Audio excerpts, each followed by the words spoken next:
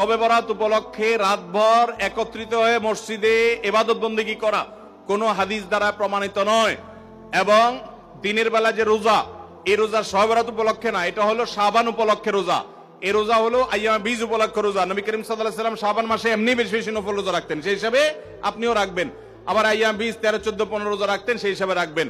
আপনি আল্লাহর ক্ষমা, এই রাতে আল্লাহ তাআলা বান্দাকে সাধারণ ক্ষমা ঘোষণা করেন, হিংসুক ছাড়া, মুশরিক ছাড়া।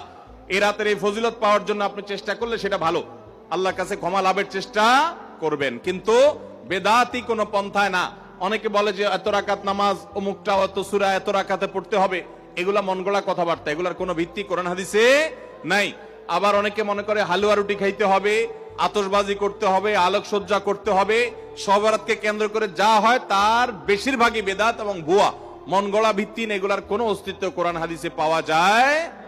আল্লাহ আমাদের সবাইকে সুন্নাহ মেনে চলার তৌফিক দান করুন। আমরা সুন্নাহ মেনে চলবো। শাবান মাসের সবচেয়ে বড় আমল হলো নফল রোজা রাখা, বেশি বেশি রাখবো তো ইনশাআল্লাহ। পা দিয়ে নামাজের বিছানা ঠিক করা যাবে কিনা, অনেকে মনে করেন জায়নামাজ এটা পাও দিয়ে সোজা করা যাবে না। জায়নামাজ বা মুসাল্লা, নামাজের বিছানা, এটা পাও দিয়ে যদি আপনি সোজা করেন, পাও দিয়ে গোছান, মেলেন, তাহলে এটাতে কোনো অসুবিধা নাই, কারণ এটা আপনি কোনো এর কারণে কোনো অন্যায় করেন নাই।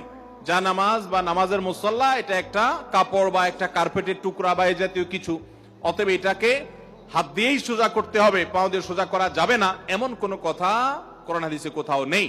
অতএব যে কোনো ভাবে সোজা করলেই নামাজ হয়ে যাবে।